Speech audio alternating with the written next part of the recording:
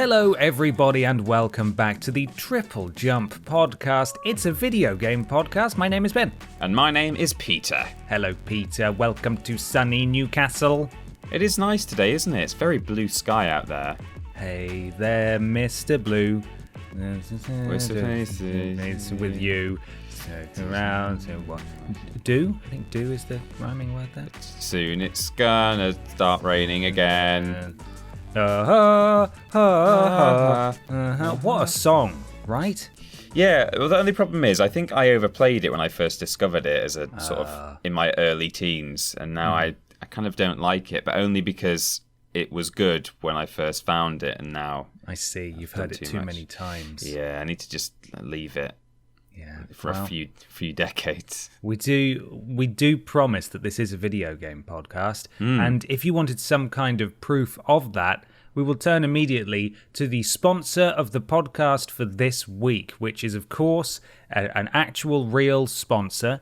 They have given us money to promote their product on this podcast, and there's a new one every week for some reason.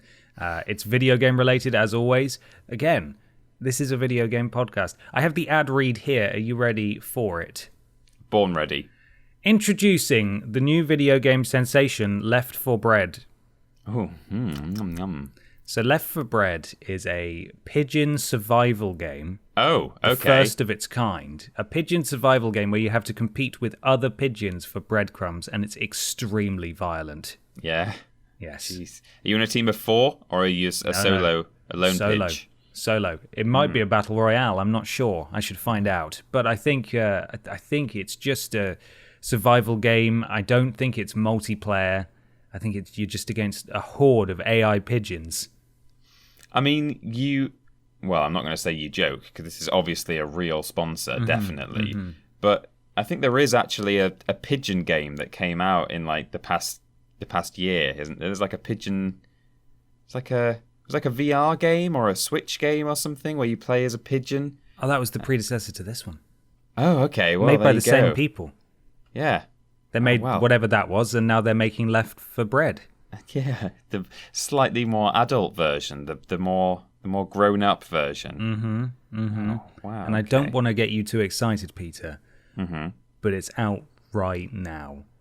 Oh my God, really? And it's on your phone. Look, it's on your phone. Look. Oh, it's on my phone. It's on your phone. They did a deal with Apple to push it to every single iDevice in the world without their permission, just like that U2 album. Just like the U2 album, yeah. Yes. And so everybody's got a copy of Left 4 Bread now, unless you're on Android, in which case I hope you're enjoying your superior battery life. Yeah. Idiots. Yeah. God. I mean, hang on, I've just realised I'm on Android, so how come it's... I thought you had an Apple. No, I used to, but I'm on a Google phone now. Oh so my God. How come it's been pushed to my Android phone? How's this happened? You've caught me in a lie because this isn't real. Oh, bummer. I wish it were real. Sadly, it's not. Left 4 Bread is not real. The actual sponsor of this podcast, as is the case each and every week. You should really know by now. I can't believe we're still tricking you on episode 78, but there Idiots. We are. You fools! The real sponsors are our patrons over at patreon.com/Team TripleJump, where for as little as 25 cents, American cents, per week, that's $1 per month, you can ask questions for this podcast. We put the post up on a Tuesday, we pick the questions on a Wednesday, then we record it on a Thursday. And then we edit it on Friday and something else. I've lost the song. I can't remember. Yeah, we started too late in the week there. We were saying Thursday already, but before the weekend way ahead of ourselves. Well, does Monday really exist anymore in this current day and age?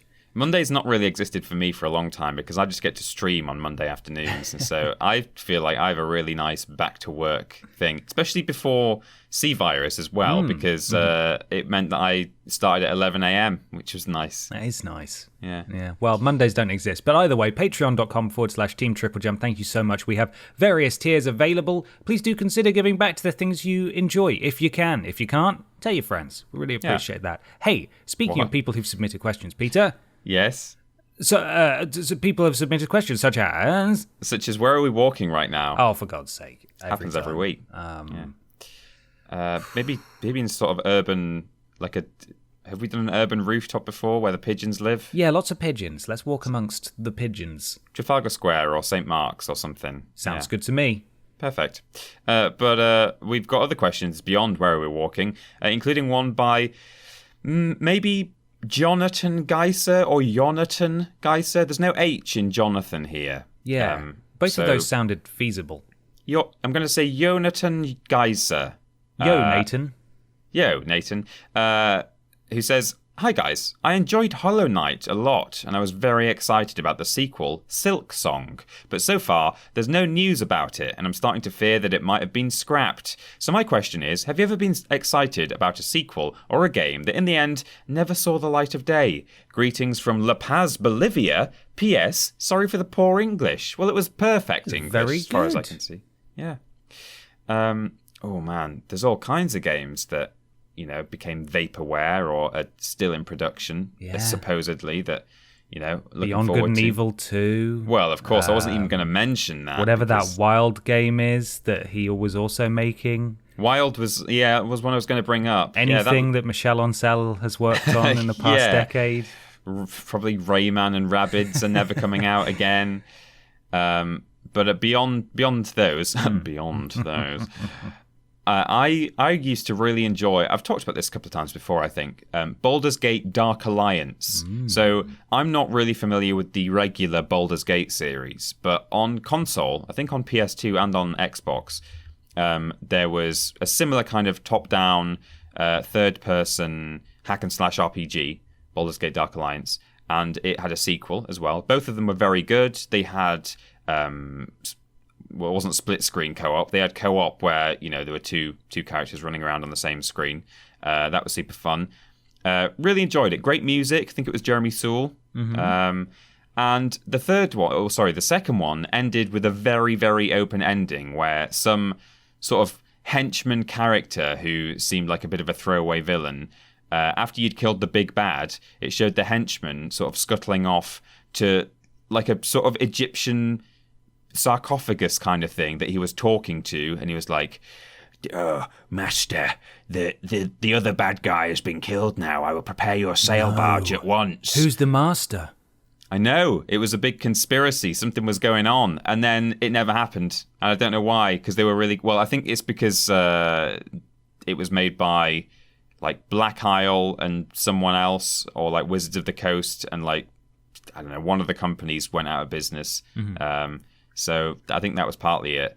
But other than that, I think also, there's a whole load of Star Wars games that never came out, which, some of them looked really good. Some of them didn't, but some of them did. 1313, the Amy Hennig one, which I think little bits of that made it into Jedi Fallen Order, but like, the proper like sort of Uncharted style RPG that they did a tiny little gameplay clip of, that looked great, and it never happened. Rubbish. Yeah, terrible. Rubbish. What a waste. I'm amazed that she's still making games. If I were her, having been through what she's been through, I think I would have given up now, just in disgust at how I've been treated. Threatened. Yeah. Yeah, it's not just that. Like, I mean, anyone who was treated like that would feel bad and want to ditch it and throw in the towel. But like on top of that, she's like top of her game. She's like Premier League, video game writer. Absolutely. It's one thing treating just anyone like that, but especially you shouldn't be doing that to the top dogs. She's like Amy Ronaldo. Yeah, she is. She went to Liverpool and did a physical, and then was let go. And this is her prime playing years, right? Yeah, right. She was let go, and then she went to another top flight club in Europe. Same thing happened.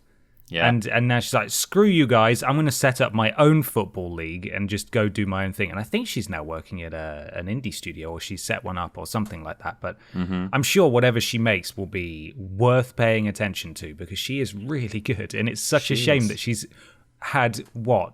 When was Uncharted 3? 2012? Oh, God, a long time ago. I think it's 2012. That's that's a long time to be that good at making games and be working on games and not have them be released. That's unfortunate. That's the thing, is it's not like she's taken a break. She's been working on stuff in that time, and all of it has just been cancelled. Or she was also working on Uncharted 4 too, but it sounds like there may have been no concrete information has ever come out, but it sounds like she may have been forced off the project. Right.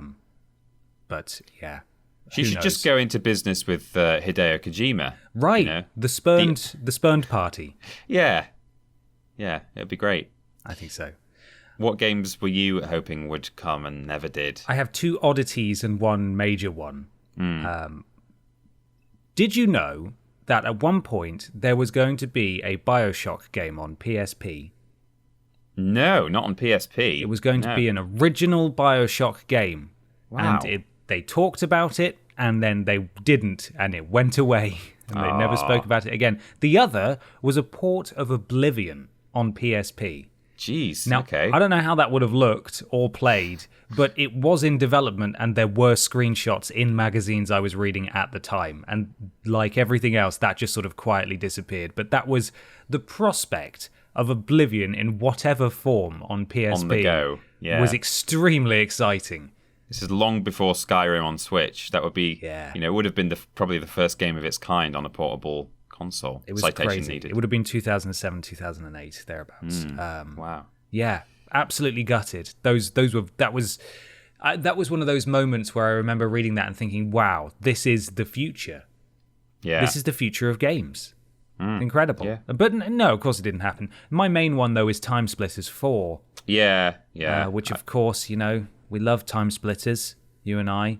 Don't really care for Time Splitters 1. Time Splitters 2, great campaign, not brilliant in the way of story, but the arcade, the local multiplayer was where it really was outstanding. And then Future Perfect just did everything right. It was great. Yeah, even when you emulate it and the walls disappear, you have fun. Still fun. Fun. So the basic story, for people who aren't familiar, it was Time Splitters was made by Free Radical Design, made up of ex-Rare employees after they finished working on the likes of GoldenEye on the Nintendo 64. So that's where its DNA comes from. Yeah, definitely. The humor's there. It's great. Anyway, even the HUD, like the health and armor and stuff, is very similar. Yeah. And unfortunately, after Time Splitters Future Perfect, they decided to make a marquee exclusive PS3 game called Haze. And Haze was really bad. And they got about halfway through making Haze and then decided, I want to make Time Splitters 4 instead. And so they just started making it and releasing a load of screenshots, and they kept talking about it. And Haze wasn't even out at this point. And then when Haze came out and it completely flopped, the studio went bust. It was then bought by, I think, Crytek. Crytek UK. It was absorbed into Crytek UK, Free Radical. I'm assuming most of the people left at that point anyway. And then they had the IP for ages. There was a fan Time Splitters 2 remake, and I don't know if that's still happening. There was talks of them porting Time Splitters 2 to sort of a digital release on PS3 so you could play multiplayer online instead of just local. That didn't happen. And now THQ Nordic's got the license, and hopefully that'll be the subject of one of their mad remakes, but who knows? Because all we've got at the moment is magazines with pictures of the Time Splitters chimps in them. That was the kind of thing they were releasing around the time of 4. Like, it's happening. Look and then at these various character concepts. I think there was a fishbowl man who was a robot. Yeah, I think he was literally called RoboFish. Oh, there we go. There we go. Yeah. Such a shame. Rip. Hopefully not rip forever. Yeah. But might happen. Yeah. Who knows? They've got like 12,000 projects in development, so who knows? It's got to be one of them, surely. Hopefully. We can hope. But hey, if we wanted to know, so I realise I'm saying "but hey" a lot. I've just caught myself on that, and I apologise. Oh, I've not noticed, but now I will. But whoops. You say it again. But ouch. Transition whoosh. It's time to talk about things that did actually come out. Yeah, that we have been engaging in the act of playing at present. Yes. What's it called? It's called What We Playin.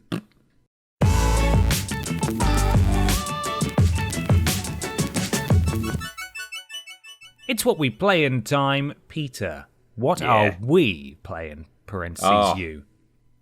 it's a real joy for me to be able to not just rely on either the thing I've been streaming or the thing I've just sort of been emulating in my free time on my PC because I don't have my PS4. I'm back. You're back. I'm back in Newcastle. From outer space. I've got my PS4 hooked up to my telly. And as well as having streamed Crash Bandicoot and had a good time, 100%ed it. With a little help from save states. Oh, cheeky boy. Whoops. And also did a little bit of Crash Bash and the Unholy War on the Friday before when we were doing the day after the Minecraft stream didn't happen. Yes.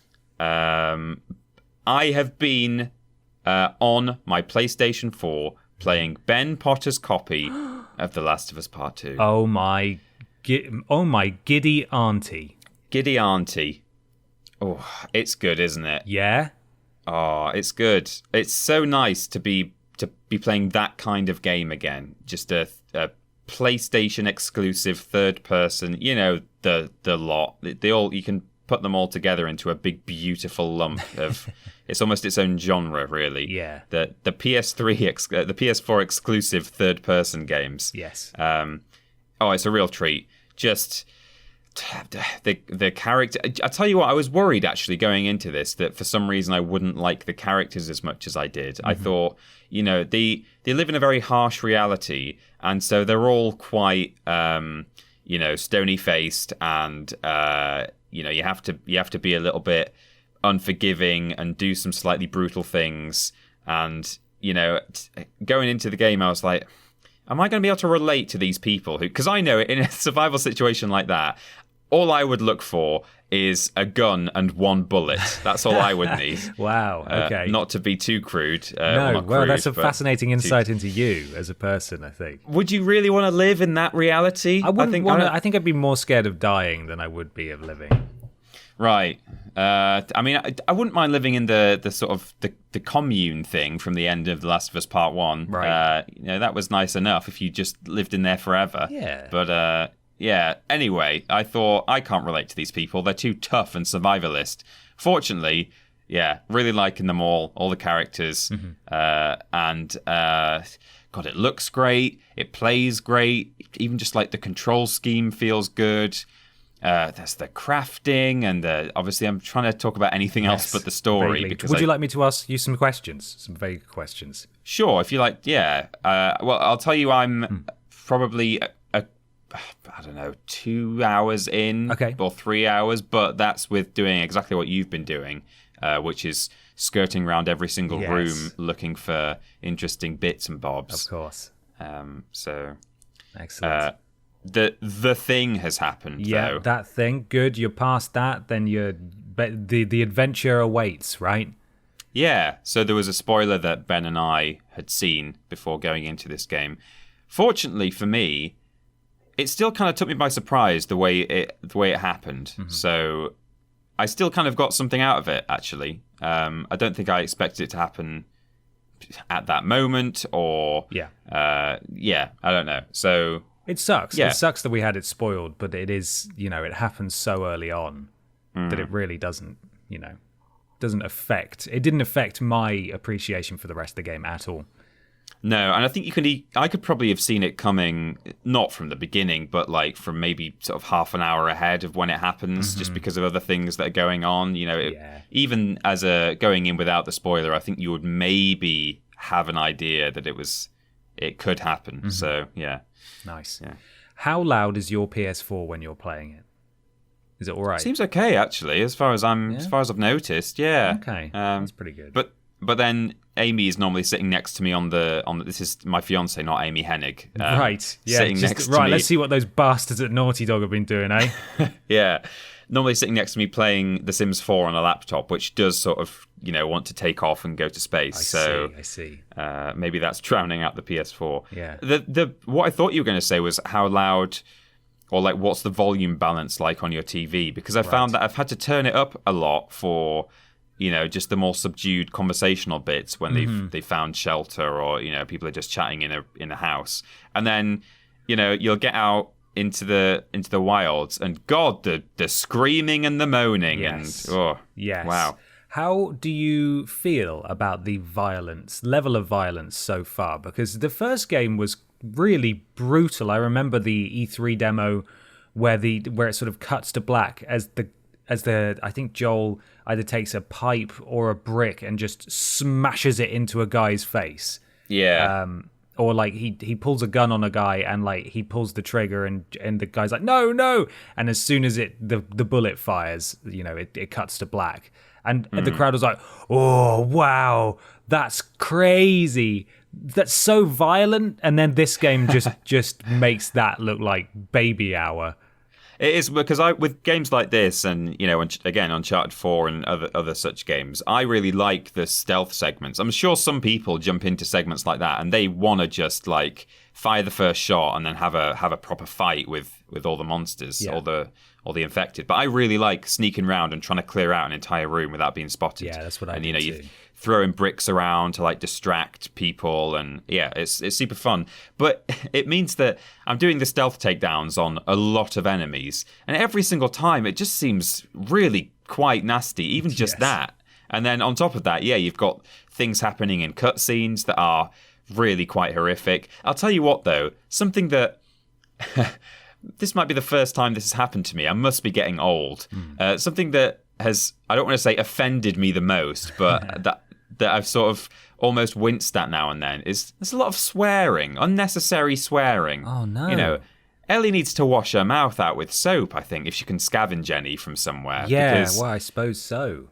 They F about everything in this game. And again, I can understand why. It's a pretty harsh reality they're living with. And also, Amy made the point that, they swear a lot, but it's actually a good representation of sort of young people, that kind of age, you do sort of F everything. Yeah, to be fair, as it were. Ellie didn't know you were going to be there watching the whole time. No. She thought it was a private conversation that she was having. But I yeah, am impressed that is your takeaway from a game where you rip people's throats out.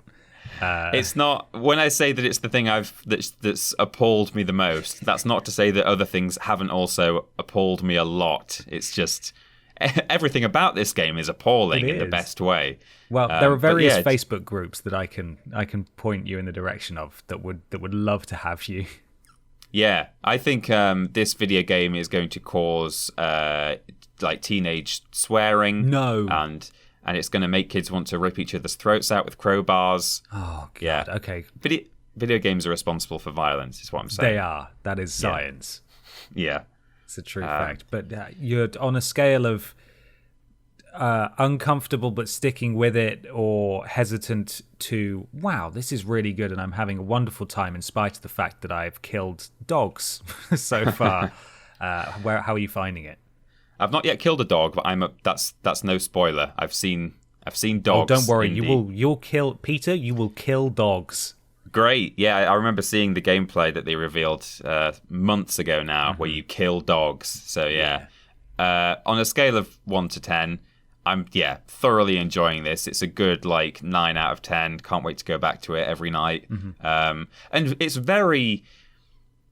There's something about it that feels kind of even more linear than any of these games I've played before, than your Uncharted's and your Last of Us. Well, when I say linear, there are some very open areas where you can do a lot of exploring, but I don't know, the way things are strung together with dialogue when you're riding around and cutscenes, and the game is able to funnel you through effectively corridors. Even though you're outdoors and there's trees, I never felt like I kind of bumped into an invisible wall or really thick trees that I can't go through. It just kind of managed to make me go the right way very naturally. Yeah, there's lots of very clever areas like that. Even the more open ones, you always end up going the right way. Yeah, somehow. Yeah, it's the most linear I've felt without kind of noticing that it's linear, if that makes any sense whatsoever. Like it's just funneling me very naturally, and I'm never ending up too off piece, like any more off piece than I want to be. So very masterfully done, I think. It is. Yeah. It is very very good game. Yeah. So that's my next few weeks of what we play in, I'm sure. Yeah. Or a week or so, maybe. Look forward to hearing how you're finding it. I imagine it will take you more than a week. It took me quite a long while to get through it. if you're clearing out all the rooms and stuff. It's a long old game. It'll surprise you. The first sort of very open bit where it's the equivalent of like Uncharted Lost Legacy, where you can like drive around in the Jeep to all the towers and stuff. The first bit like that, I was there for ages in the best way, kind of like, checking out every little building and Did you get the trophy for clearing it all out? Yes, I did. Nice. Also, I don't want to spoil this, but did you find an Uncharted reference in that area? Yes, I did, because there's a trophy for that. That was great. Yeah, I did. That was very cool. And again, the environmental storytelling of the notes and stuff leading up to that, it's all just very well done, isn't it? Every place has a story.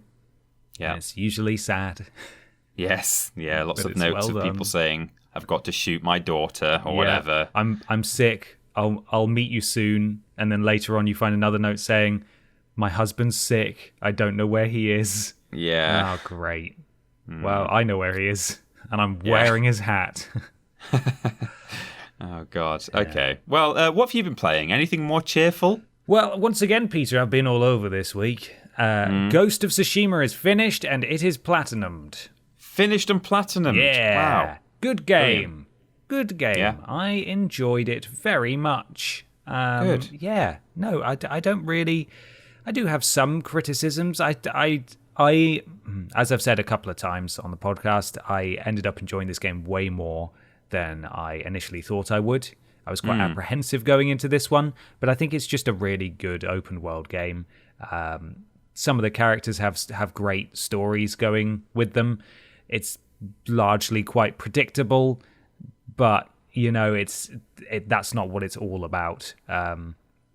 There is a lot about the world itself, and that's very well realized. And I really liked it. And now it's done, and there's something of a hole in my gaming life that I'm waiting for something to fill. Although I have a feeling that I know what that is, for better or worse, coming in the next couple of weeks. But I'll get onto that in a second. Right. Cuphead is finished. Oh, well done. Oh God, I'm gonna say it. Oh. I hate Cuphead. Oh, God, okay. Now, don't get me wrong. It looks good. I love Cuphead, but I also hate Cuphead so much. It's... Oh, I feel so old now. It just made me so unreasonably upset. And... Do you feel like you were born in the 1920s when that animation style was prevalent? I do. I feel like that is the style of the time. Yeah. I didn't have fun. That's the weird thing. And yet I kept playing because I think I saw it as a challenge, which is, again, I think to the game's credit that I kept playing it. Because every time I'd finish something, I'd write, okay, I'll just finish this.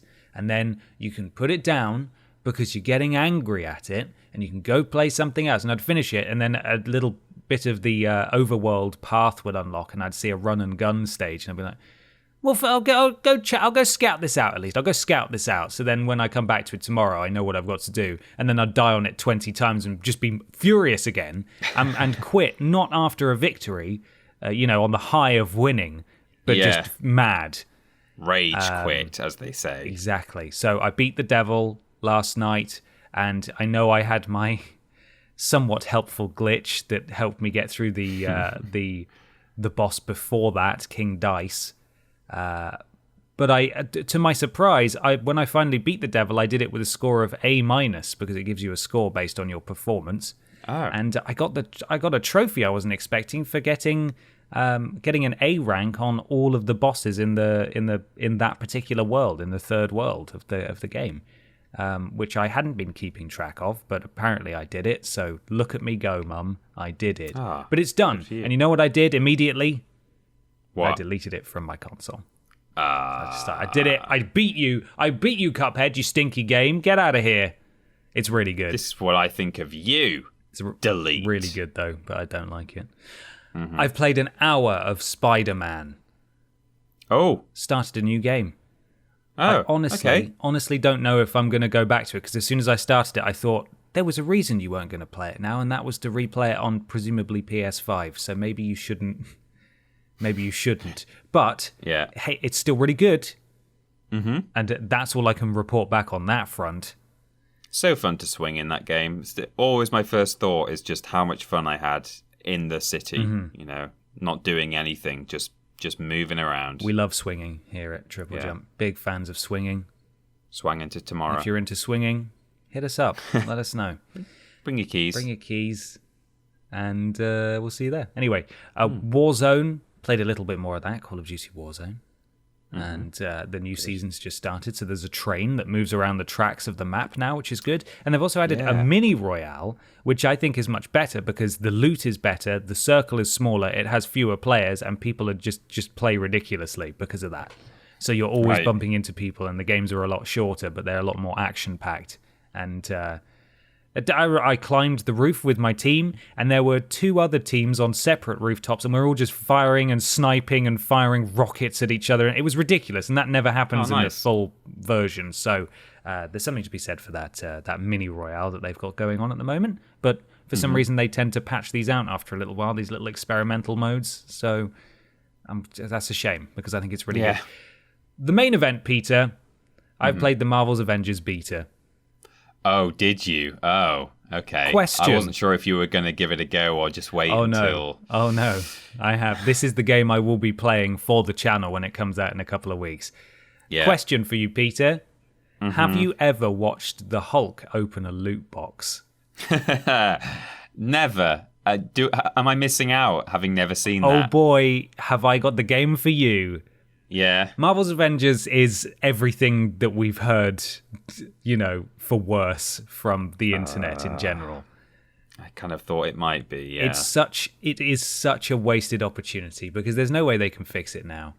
And that's not to say I don't think it's going to have any redeeming qualities, because the central premise of Kamala Khan, who is trying to reassemble the Avengers after the events of A-Day when everything goes wrong and there's huge civilian casualties, that's a cool concept for a superhero game. Fighting through various levels and slowly bringing heroes back. You've got a hub area, which I really like, which is, I can't tell if it's some kind of I think it's a helicarrier, like they have in the Avengers movies and so on. But it's decommissioned, and it's just you and Bruce Banner on it at the moment. But you can walk around. There's a training area where you can do sort of VR training missions where basically you just play as different heroes in it, and how there are combat challenges and stuff. Right. But there's also the living quarters of each of the former Avengers members that you have to imagine will be slowly populated throughout the course of the game, and things will be repaired, and there'll be just superheroes walking around that you can interact with and chat to and stuff. And I think that's really that's fun. I like that. But then once you play through the opening mission, which for some reason felt worse than it did when I played it at EGX last year. Okay. You get dumped onto that place, that helicarrier. And then you get, I think, actually, maybe you get your second mission before then, which is getting to the helicarrier, and you play as the Hulk and a little bit of as Miss Marvel.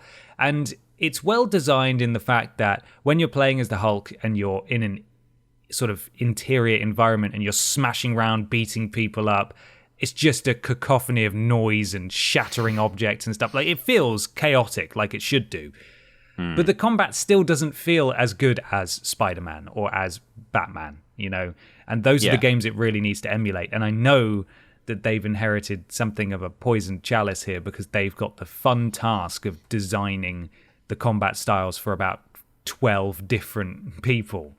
You have to build a game that works for people with very different powers and abilities and weapons, and absolutely. But along the way, you get resources and nonsense like that, and there are chests in the world, and the Hulk kicks the chest. He has an animation for opening the chest, Peter. He kicks it, and it says you got 12 BS-erite, whatever the hell it is, nonsense grams, stupid rocks. And there's about 15 million different resources in this game. I am exaggerating slightly, of course. There's too many, though. And they're all used to upgrade all of the gear that you will find and pick up. And each character gets different gear, and all the gear has tiny, insignificant sort of minutia. Thank you. Numerical increases in quality. It's like this one's Yeah. worth 7, but this one's worth 8. But this one's green, which means it's good, but this one's grey, which means it's bang average. You know, it's oh god, it's just, they've also got that Destiny menu where you have a cursor that you move around with the left stick, and it's like, no, I just want a menu. Please just give me a menu. Oh god, okay.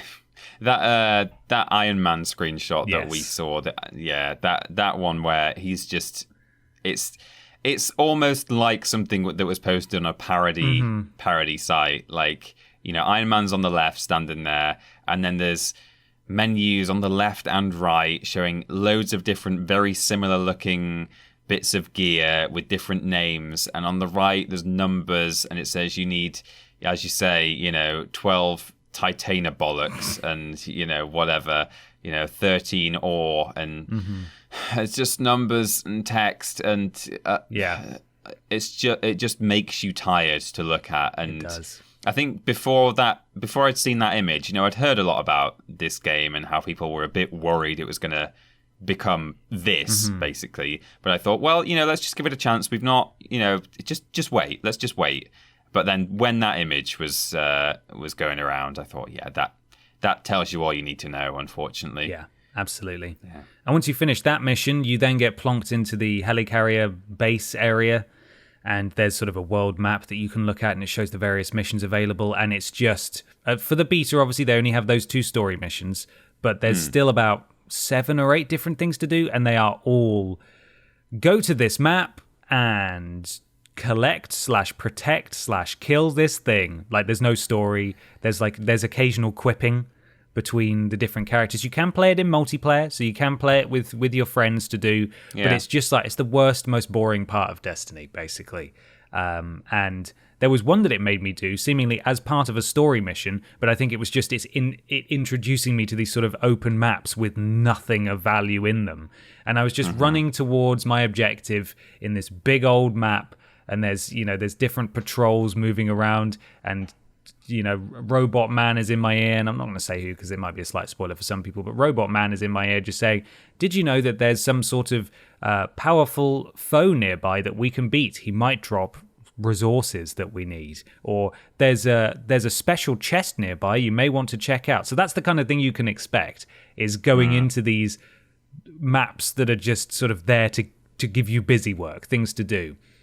And then I had to stand on a spot to capture some point, something, and defend it against waves of enemies, and it lowered me down into some sort of bunker, Avengers bunker, and then I had to get an item, and that was necessary for that quote unquote story mission. Although, as I said, that story mission is probably the only one of its kind in that it's introducing me to the concept of doing this side stuff as well as the story. But it's such a waste. It feels like such a wasted opportunity, because Spider-Man and Batman have already proven how you can have a really good superhero game if you just make it linear. You don't take out all this live service nonsense. You take out the microtransactions and the pre-order bollocks, and you just have it so that you have your skill trees for your superheroes that you level them up as you go, and maybe you can buy microtransaction costumes if you want, or maybe you just unlock them as you play, like you do in Spider-Man. You know, there's a better way to do this, and I will play it when it comes out, and I'll probably just make a beeline for the main story. But everything everybody has said about this game is completely true, and what a shame. Well, I'm sorry to hear that, because I know how good this could have been for you as a big Marvel boy. But oh man. Well, that's a very big What We Playin. It is. It was a big one today. Yeah. The story could still be good, though. Yeah, well, it could be. Yeah. So no, hopefully. I'm hoping. And maybe they'll take away... There's probably not time. No. Like you say, there's not time to change it. They say it's a beta. It's a demo, really. Yeah. That's all it is. We've got another question here, Peter. The Marvel's Avengers train keeps on rolling. Here we go. This is from Robert James. Marvel's Avengers is already steeped in controversy, from graphical wonkiness, console-exclusive characters, and insensitive marketing, cap statue thing he's referring to. The most recent complaints are about microtransactions and corporate involvement throughout the game. One example is how telecom companies, among others, have in-game rewards for being their customers. How do you guys feel about games becoming more like a product rather than art? And what are your thoughts about in-game rewards for being a customer/member of companies like an ISP or Amazon Prime? Yeah, I think that's pretty dreadful, to be honest. Have you seen the skins?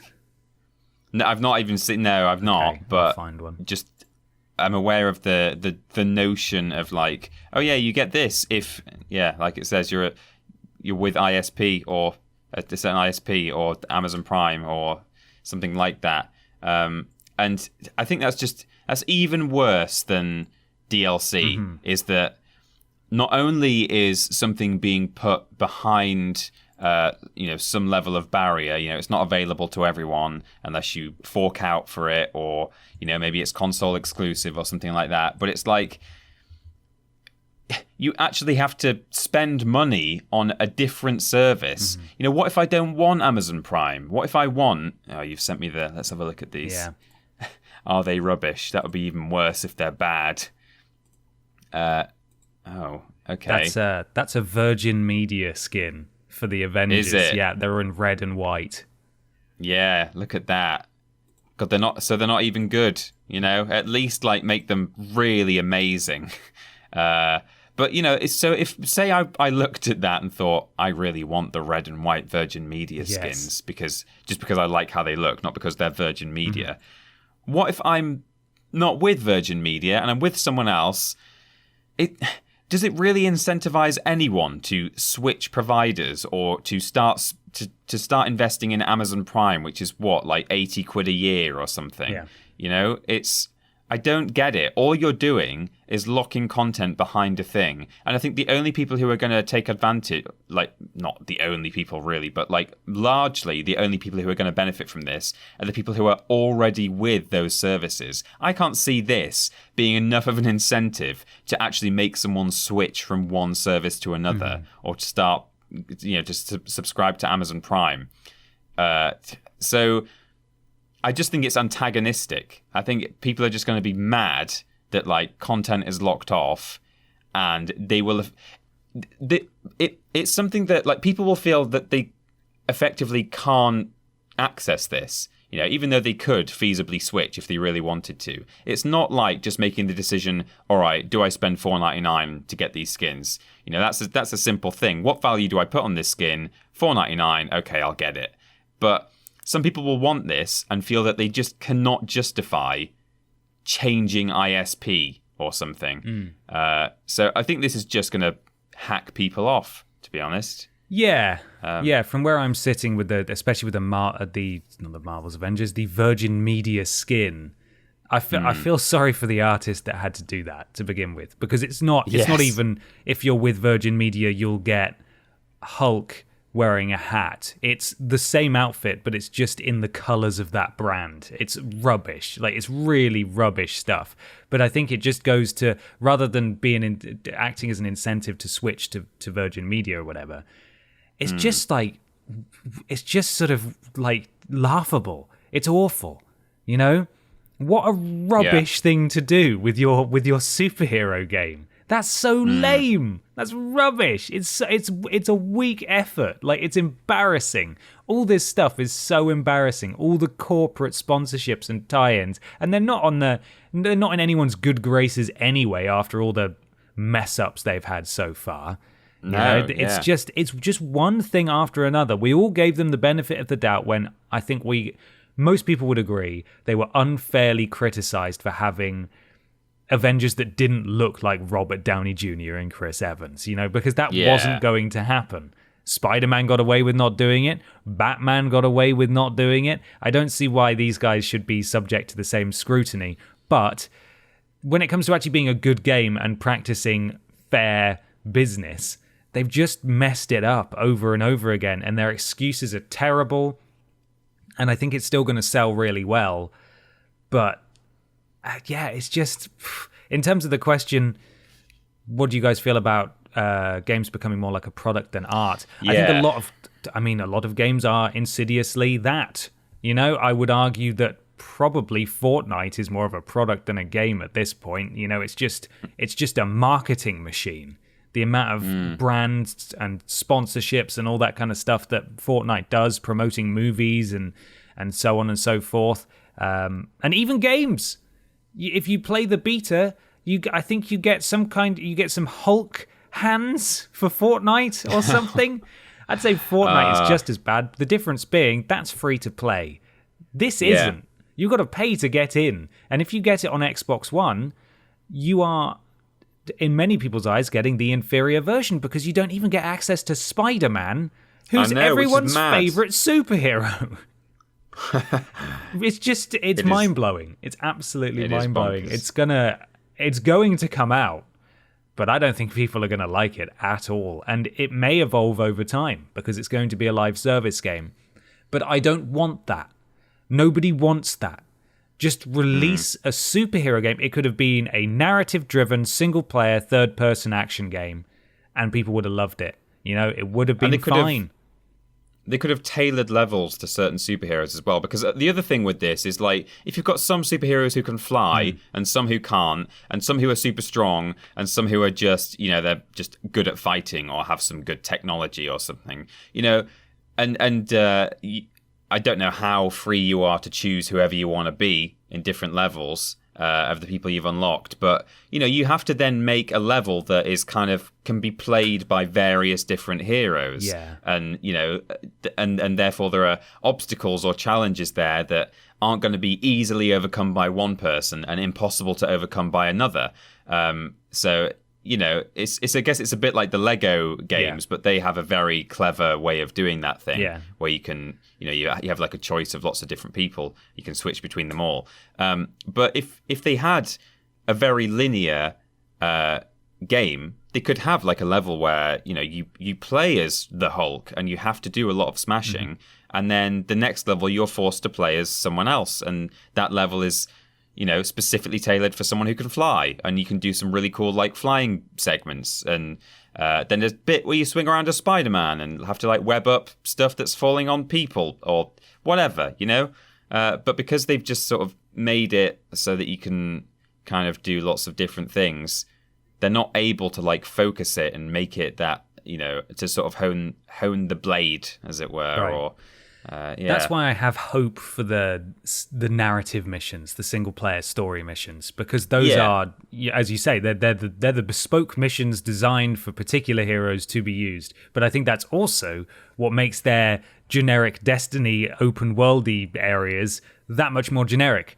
because they don't just fit, standard 5'8" to 6 foot high characters who can sometimes ride speeder bikes around. You've got people who can fly and swing and stuff, and as a result, you've just got these big empty playgrounds where everyone can play, but nobody feels special. And you're superheroes, and that's not how it should work. Mm-hmm. Yeah, exactly. Rubbish. And also, just to touch on the part of video games becoming product over art, I think the interesting thing is that in the very early days of video games, the game was very much a game was made to be a game and for fun, and there was an intention of it to be not necessarily art, but just something to be appreciated.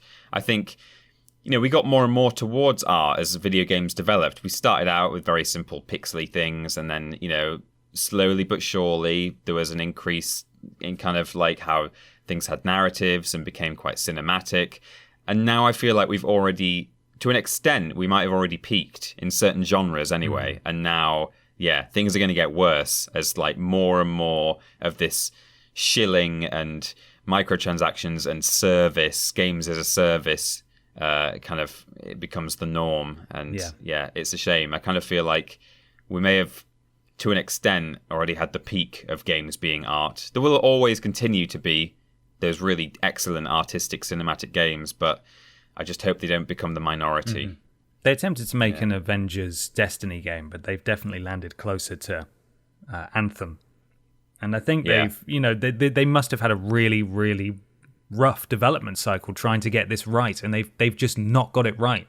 And hopefully this is the straw that breaks the camel's back for a lot of big publishers who are looking to emulate the success of Destiny and that style of game, and looking at this and thinking, turns out people actually hate that if you don't get it perfect. And the only person who gets it right is Destiny because they did it first. And everyone who's tried since has immediately had tons of scorn poured on them anyway, and then they just haven't been able to live up to it. Yeah. Oh dear. You're right. Oh dear. Well, let's move on to something that's hopefully a little less weird. Or wait, will it be? Oh, well, hang on. You got your mouse pad? No. Yeah, I'll get it. Just sort of thud around there. Maybe okay, okay. I've got it's it. It's time for weird news.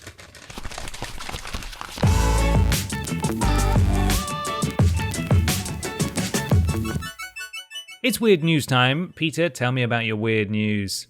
Got a weird news right here. Let me just sort of mouse my way to it without a mouse pad because I'm going to need that again later. Here we go. Scroll up to the top. This was actually sent to me by at SpandexMonkey3 on Twitter. Mm-hmm. Thank you. This is according to GameSpot by Hayley Williams. Microsoft Flight Simulator has launched with some monumental anomalies. Oh. Parts of the world are perfectly recreated, while others need some work. So, here we go.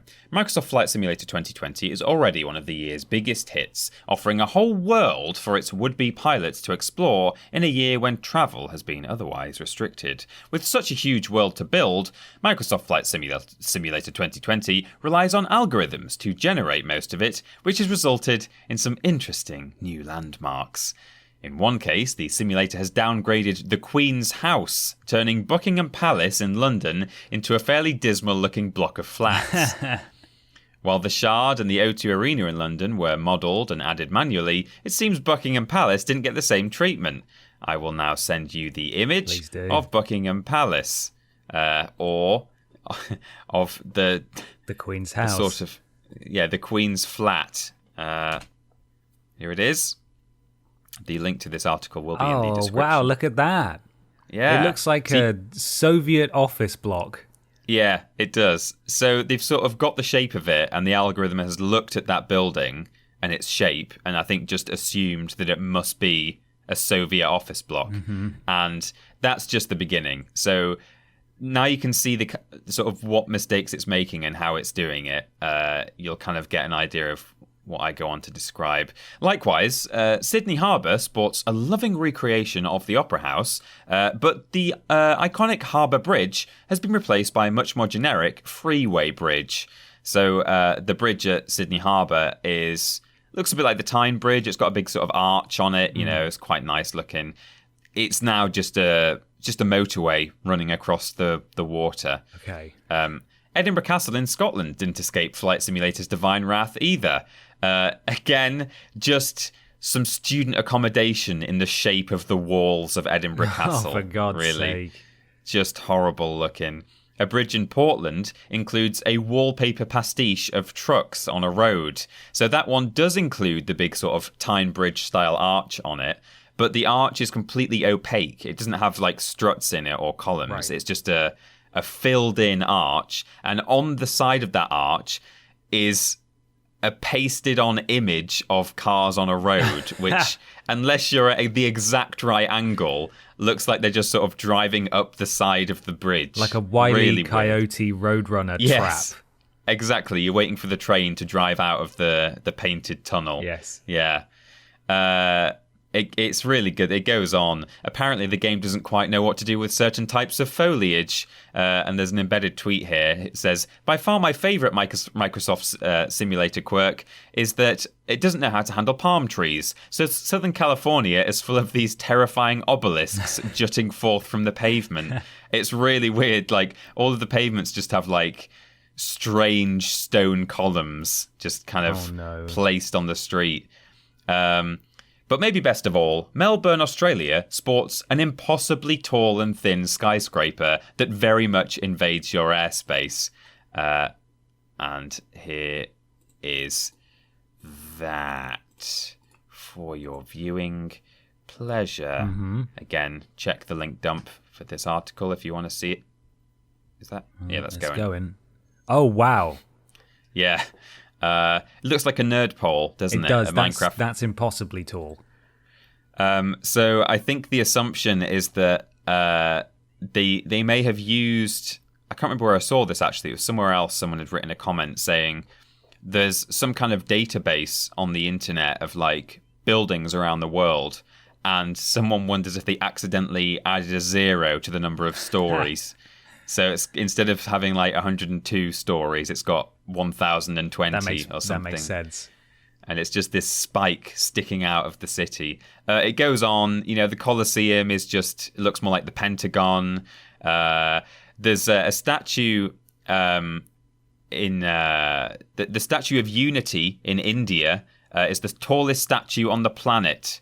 And it's this, it looks like, the thing out of Game of Thrones where they sail under the guy's legs. It looks like that. It's a real statue. But it sort of stands on this cliff. Now it's just a small building, and the statue's missing, and it just looks ridiculous. It's just like, it looks like, I don't know, an aquarium building or something. Right. And instead of the statue on top of it that's like 182 meters tall, it's just not there. So it's just a building now with no rubbish. Iconic statue. Yeah. And it just goes on with just weirdly generated stuff. There's like sort of strange...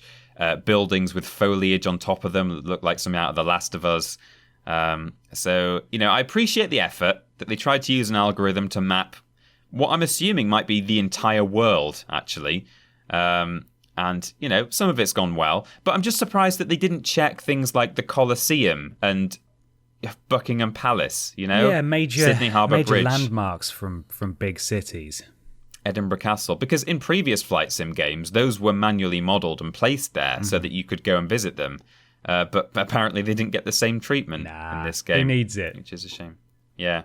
So I would highly recommend checking out the link to that or just doing a quick Google and finding a similar write-up, because there's some amazing photos of not iconic landmarks. But yeah, it's a bit weird. Wow. That's unfortunate. Hit me back with some weirdness, Ben. Sure. This was brought to both of our attention on Twitter by Joe, our Discord mod. Whoops, E3 did a bad. They did. Whoopsie daisy. This is from GameSpot and James O'Connor. E3 apologizes for linking to strange sexist article on Twitter. One of the... Sorry. It's what I was just going to say. So weird that this happened. It is very... I don't know how this happened. One of the first heralds that the world of gaming was going to be severely disrupted by the C virus pandemic was the cancellation of E3 2020, making this the first year without an E3 since the trade show began in 1995. With numerous online replacements and the bad taste left behind by an enormous data breach following the 2019 show, not to mention companies like Sony pulling away from the event, there's been plenty of reasons to question E3's future. And now, E3 has become embroiled in another controversy, with an ill-conceived tweet linking to a sexist article going up on the E3 Twitter account. The since-deleted tweet, it was there for a long time, that tweet. Yeah. It was there for a really long time. With an the since-deleted tweet contained a link along with the text, "Great list of games women gamers are playing, any of your favourites make the cut?" It says. Now, number one... that title's not great, but if it just turned out to be a list of the 25 most popular games at the moment, then, all right, slightly weird that you've gone, here's what women are playing, but at least, the game choices could be okay. Yeah. Let's find out whether the game choices were okay. Predictably, but also very quickly. Great list of games women gamers are playing. Any of your favorites make the cut? I mean, it's difficult to fully extract the context there, but it does sound like they are assuming that everyone who follows them is a man, and therefore has completely different tastes from women gamers. Yeah, we don't think your favourites will have made the cut on this women gamers look at this list, weird women gamers. Don't they like weird games, huh? Those women gamers. Any of your favourites there? It's just so bizarre. It's so weird. Anyway. Do women play your favourite game? Find out by clicking this link. You won't believe, because it's not true, what we've put in this article. The article it linked to was called 25 Online Games That Women Enjoy that women enjoy.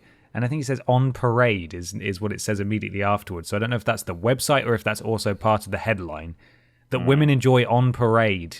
While the women are parading? I don't really understand. And it was an SEO-optimized list of games that women play, it says in parentheses, peppered with quotes from user reviews and market research. Games included Kim Kardashian's Hollywood, Solitaire, and Animal Crossing New Horizons. The issue Tetris was on there as well. Was it? Yeah. The issue, because it was just an SEO list. Like there was no, it wasn't put together by a person. It's just keywords in a list. Yeah. The issue here is not that these are lesser or inferior games. The article was extremely prescriptive about the sorts of games that are for women and was clearly produced to produce clicks, rather than actually presenting recommendations, and included many stereotypes. Diamonds are a girl's best friend, the Bejeweled Classic entry reads. Oh, God, I didn't see that. The list... I saw that Bejeweled was on there, but not that it said that. Diamonds are a girl's best friend, yeah. The list seems to have been taken down too, but we would not link to it regardless. After an outcry, the E3 Twitter account removed the tweet and posted a brief apology. We messed up. We are taking down the post and apologise for perpetuating a harmful stereotype. We will do better. E3 2021 is scheduled for June 15th to the 17th next year. It'll likely look very different from previous E3s, though. But hey, ladies, Bejeweled 10 is going to be there. God, and diamonds are a girl's best friend. I mean, obviously, that's awful. But at the same time, how does this happen? It's like THQ Nordic all over again. How did they get into that 8chan AMA? How does this happen? And why did it stay live for so long? It almost feels like the entire thing was done by AI. So, like, the list was generated by a robot. And then it almost feels like that some sort of bot on the part of E3 found it and said, I'm going to post this. Because you can't believe that any human being would be involved in that. But sadly, I think maybe they were. Awful. Really rubbish. Right, well, that was our weird news. We are running long, so let's smash through this next question from Henry Her.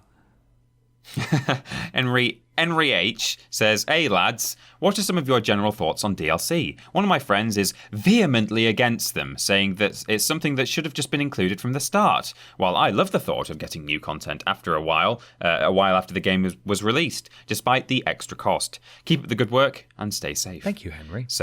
Thank you, Henry. So I guess in this case, we can assume we're talking about paid DLC, just for the sake of the question. Yes, right. I have thoughts. So if it's a launch story or character DLC, right? So this DLC is significant. Yeah. And it's available immediately at launch, like Mass Effect did, then that's never acceptable. Agreed. If it's DLC later on, such as Borderlands, that expands and it's of a sizable nature, that's good, because it gives you more to play, and that's what presumably they're working on after the game has come out. If it's cosmetic DLC at launch, like Virgin Media skins, it's not a great look, but it's relatively harmless. And also pre-order bonuses and stat boosts with special editions, I also do not think is great. Not a huge fan of that, but ultimately, the big red flag for me is if it's a story or a bit of story or character that's locked away immediately at launch. That's not okay. Yeah, I agree. I think that to me it mostly comes down to whether it's at launch or not. No matter what the kind of content is. So yeah, if it's a character or story at launch, not good. Should have been included. It's already there. It's available. Why didn't you put it in your game? If it comes later, then yeah, more content down the line. That's great. It sort of expands the runtime or lets me go back to it. Cosmetics, though, I also feel the same way about to a certain extent. I feel like if they come later down the line, then people can just choose whether they want to pay for that or not. And yeah, again, it's not a great look, but people can just make the decision.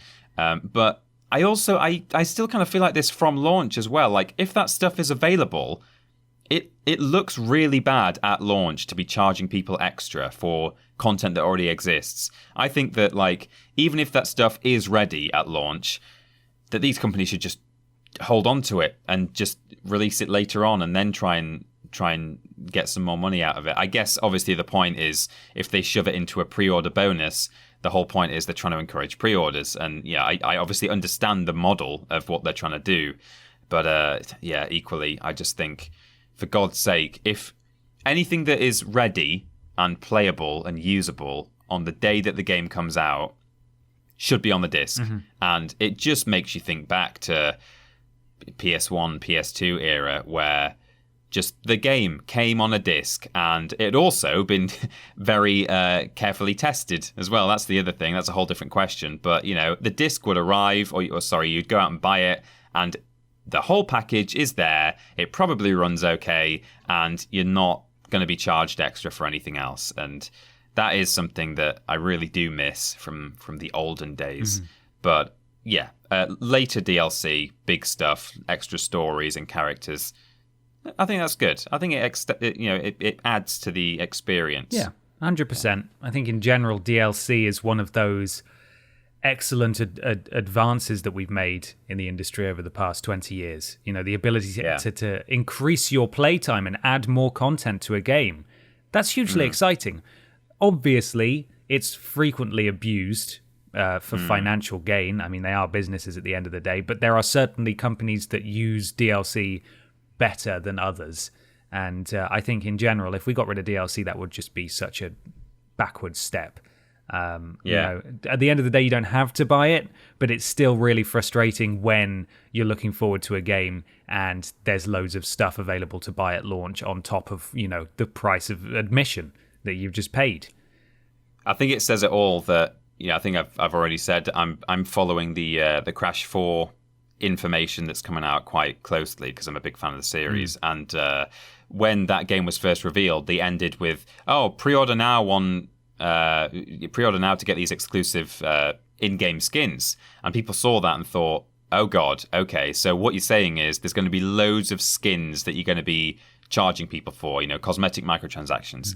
And they've had to very, very vocally say, none of this will be purchasable or downloadable. It's all unlockable in-game apart from this exclusive stuff. And there's like a PlayStation exclusive skin as well. But it says it all that, like, companies are now, they don't want people to think that there is DLC for their game. And, you know, or some companies don't anyway. Not all do. But yeah, that I thought that was quite telling. And it's now a selling point. There are no microtransactions. Great. Why is that? You shouldn't even celebrate that. You are the people who did it in the first place. Yeah, Activision, people like you. Awful. EA. Yeah, definitely. So yeah, I think generally DLC, very good, but it has to be used in a good way. And it can be, for sure. Yeah. Right, let's move on, Peter, to a huge discussion. Are you ready? Do you have your mouse, Matt? I've got it right here. It's a big discussion. Big discussion.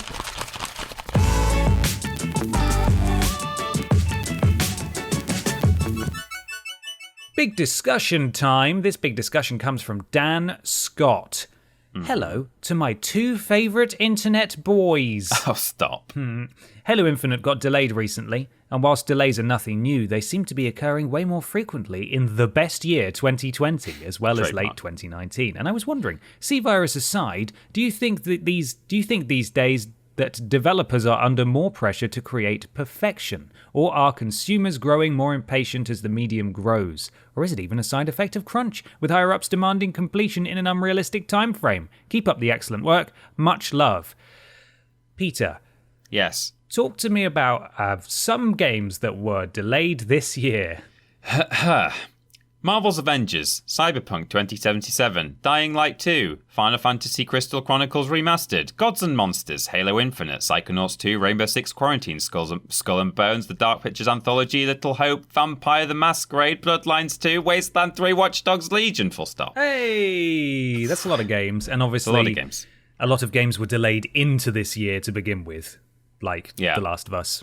You know, that's now out, but that was also delayed. Final Fantasy VII Remake, obviously, hugely delayed.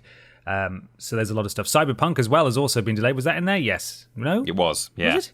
Yes, it is. So it is. Sorry. Okay.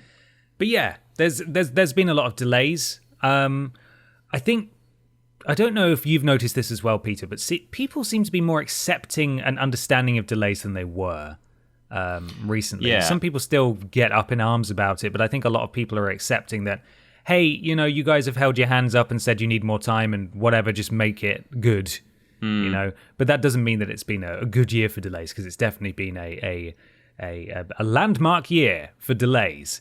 I think some of these games probably just weren't ready beyond the impact of the C virus, but I'm sure it's surely made an impact, as well. Crunch could also be a factor in this, but I think perhaps slightly cynically, more so that they're trying to, these games are delayed not because they have to crunch, but because they have to crunch and they don't want to, because it's very much in the spotlight at the moment, crunch. Yeah, there's been some bad PR, bad press reports on crunch with Red Dead and there's been some other ones, some big ones recently. The Last of Us had some accusations The Last of Us, yeah. But I think a lot of these games, a lot of these bigger games, crunch seems to be such a systemic problem in the development scene, that the main reason you get these games coming out on the date that they originally promised is because they account for crunch. Like, they expect to do it. That's part of it. And now that there's a light being shone on it, and people don't want the bad press, and I'd like to think would also like to look after their employees, that's one of their concerns, they don't want to do crunch. And so that could be a major reason why these games are being delayed, is because companies are starting to realize that maybe they can't get away with factoring that into their release projection for a game. Yeah, I think this ties into a lot of to various things we've talked about in the past 2 or 3 weeks on this podcast. I think, number one, I agree that, I don't think Halo Infinite is necessarily a direct result of coronavirus, the delay on that. I think they did sort of mention that, at least in passing, in their statement, but it's fairly obvious that really they kind of goofed. They'd spent a long time on this game, and maybe some of the tech kind of fell behind, or some of the quality was still stuck in the years that they started making this, rather than very contemporary stuff. And then they came out with a statement and said, we need some more time, sort of maybe C virus, but is it really? But on top of that, I think, we talked about the change in what 70% or 80% or 90% means nowadays with a good game. And, I think that Dan Scott, our questioner, makes a good point in terms of, is the audience putting more pressure on developers to create perfection? I do wonder if there is something there in terms of, if a game had come out and been quite good, that would be considered a success once upon a time. And nowadays, I think people do, unless a game is perfect, they do kind of feel like, it's a shame. It's a shame that it's not perfect. It's a shame that it's only a good game. There does seem to be a bit more of that going around now. And then on top of that, I also think something else we've talked about recently is the general sense of the hype that builds from a game's announcement to the day it comes out. We talked about the fact that Fallout, for example, came out like a year after it had been announced, or less than that, was it even? Whereas you look at something like they announced the next Elder Scrolls game like a year ago, and that's not going to be out for years. And you've got Cyberpunk's been a long time coming. Things like Starfield, Beyond Good and Evil 2 as well. Games like that. When people wait for that long, I think that they expect something a lot better. And surely it seems safer to spend as much time on something as you need to as a developer, but maybe don't start whetting people's appetites so early, because that is going to increase the pressure and the expectation of perfection. People are going to say, well, you've had 8 years to work on this, or you've had 10 years. Why isn't it the best thing I've ever played?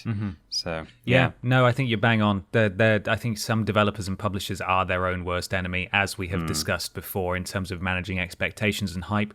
Just don't talk about your game until you're at least confidently a year out. Something could go wrong. You could be a year out, and then there could be a global pandemic, and that could genuinely throw a spanner in the works. But people talk about these games and announce them so early that has to cause a knock-on effect. And I think it's just the nature of being an entertainment medium as well. Certainly just factors into it. It's exactly the same with music. It's exactly the same with movies. At the end of the day, they are subjective, but at least as far as games go, and from a technical standpoint with movies, if a shot is bad or whatever, or, if a game, there's just a mechanic that's broken or there's a bug, you can say that is bad. But when you've got these games that are worth tens, maybe hundreds of millions of dollars in terms of how much it's cost to make them, you expect a lot from them, and you should. True. Because surely the publishers and investors expect a lot from them too. They need a return on investment, and if they have the right marketing budget, there's a good chance they'll get that back regardless of the score. I'm sure Assassin's Creed has made a lot of money with every single game, regardless of its varying Metacritic scores, just because of the strength of the IP. But if you've got a game, like you say, like Starfield, that presumably they've been working on for a long time, they announced way too early, and they're going to be spending tens of millions of dollars on, people will expect so much from it. And if it underdelivers, then that's going to, not even from a, it didn't get a 90, it got an 89 or whatever. But like if it doesn't match people's expectations, the amount of money that was spent on it, as well as how long it's been in the wild in terms of in the public consciousness announced, also plays into it, because it's entertainment. And if you're spending a lot of money on something, you expect it to be really good. And that's just how it works, right?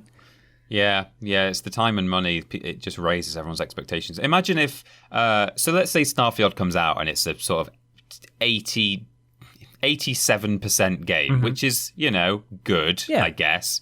It's good. It's good, It's getting really, really up in my standards now. Is 87% good? No, but so say it comes out and it's that sort of quality. The fact that it's been so long in the works, people might still consider that ultimately not necessarily a failure, but, this really wasn't what it could have been. Yeah. Whereas if you imagine a world where that game had never been announced, it had never been revealed, and then suddenly they go, we've got this new game coming out, Starfield, here's what it's like. And then within 6 months or 12 months, it comes out, and it's an 87% game. Yeah. That would be a victory. Totally different story. Yeah. It's completely different. So, yes, as Peter said, I think it's definitely a combination of various things we've discussed before. Corona almost certainly has had an impact on delays. Avoiding crunch, yes, definitely. Maybe because they care about their employees, but likely because for PR reasons they don't want to be doing crunch. But yeah, that's also it. Some of these games just won't be ready. They just aren't good enough, or they won't be ready. And we've still had a huge amount of games come out this year. A lot of them, were delayed from 2019. But my God, our Game of the Year episode, when we do that at the end of the year, is going to be totally different from last year's, which was, I think I had 6 games I was honestly considering, and you couldn't do 5 because it was it just wasn't the strongest year for games last year. Yeah, I think I had 4 and then threw a 5th one in that I sort of touched on but not really played properly. Yeah. Well, there we are. I hope that was something of an insightful conversation. Of course, as always, let us know what you think about what we've discussed via the following means.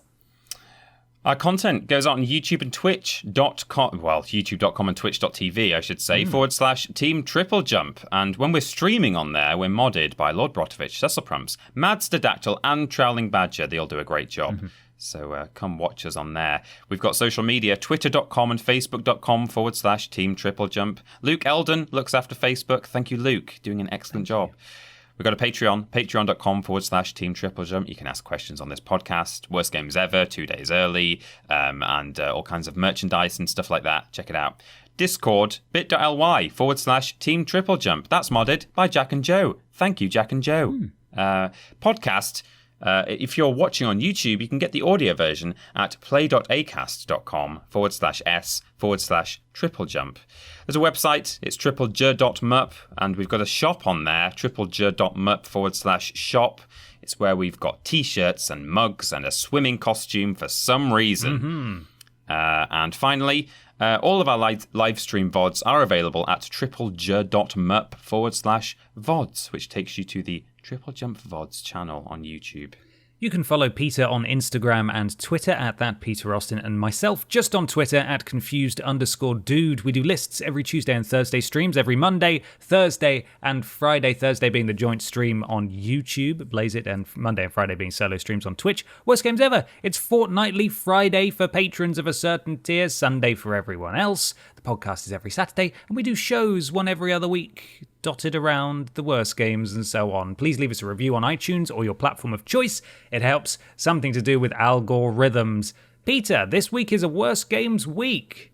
So it was a bad one. It was a really bad one. So keep an eye out for that on Sunday. And if you're already supporting us on Patreon at the correct tier, hopefully you've already watched it, and hope you enjoyed it. There's another video playing through some launch games that's coming out. Hopefully, if I had time to finish it, playing through some PSP games. So go check that out on the channel. Also, they come around fast. Next week, it's another sleepover stream. Is it? Oh boy. Yeah, they don't stop coming, do they? No. They do not stop coming. So if you're a Patreon supporter of a certain tier, we will be doing our usual Discord call. It'll likely be just before the stream. We'll be changing it up slightly this time, so it will be later in the day, which means we will have to limit the time that everyone talks for, but we will announce that properly on Patreon in due course. But just be aware that there will be a shorter time to chat with us because, unfortunately, boringly, we have other things to do. Yeah. And that sucks. Yeah. Just enough time, Peter, to talk about this week's sponsor, Left for Bread, the survival pigeon game where you have to compete with other pigeons for breadcrumbs. It's also extremely violent, and it is out on your Apple device right now, along with U2's latest album. Do you drop in from a school bus in the sky? No, just a larger pigeon. Oh, goodness me. Yeah. Wow. Yeah. As an egg. Sounds good. Yeah. You come out as an egg and then it lays you in the sky. You smash into the ground and then you burst out and you've got guns and knives and stuff. But you're still one of those weedy little, like featherless, blind. They're all just sort of crawling around, flopping around. Absolutely. And you got dragging a full-size AK-47 on a gun strap, just pulling it around, eating breadcrumbs and slowly growing feathers and maturing as it goes. It's gruesome, and it's available on your phone right now. So please check that out. Get it. Thank you so much for listening, everybody. We will be back same time next week. Enjoy the rest of your weekend and stay safe out there. Bye. Bye-bye.